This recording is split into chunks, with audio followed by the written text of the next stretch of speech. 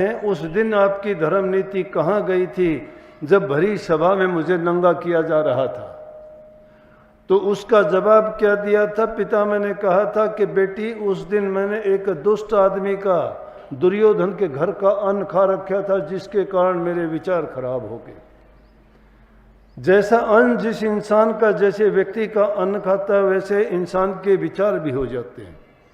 इसलिए अन्न हमारा कमाया हुआ, अगर अपनी मेहनत का कमाया हुआ है, तो मैं कहता हूँ वो अमृत से भी अच्छा है। जिसको भी दोगे, जो भी खाएंगे, उसके विचार अच्छे हो जाएंगे।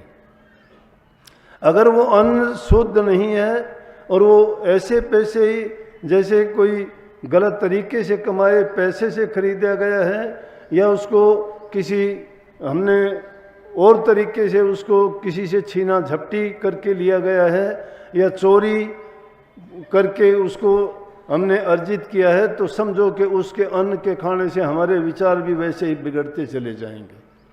तो अन्न का शुद्ध होना चाहिए। दूसरा है संगति अच्छी होनी चाहिए। अगर संगति अच्छी नहीं है तो भी इंसान बर्बाद हो जाता है।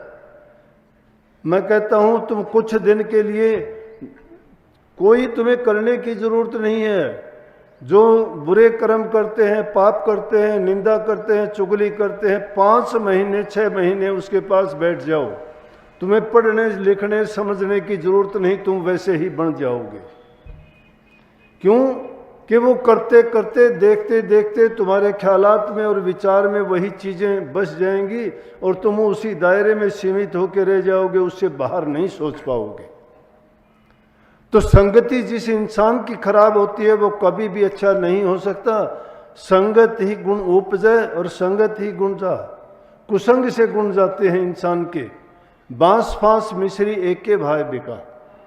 संगत अगर नेक इंसानों की है, संतों की संगत करने के लिए क्यों कहा गया? कि संतों के विचार, ख्याल और जो उपदेश होते हैं वो जीव के कल्याण के लिए, हित के लिए और उसके जीवन को संवारने के लिए होते हैं।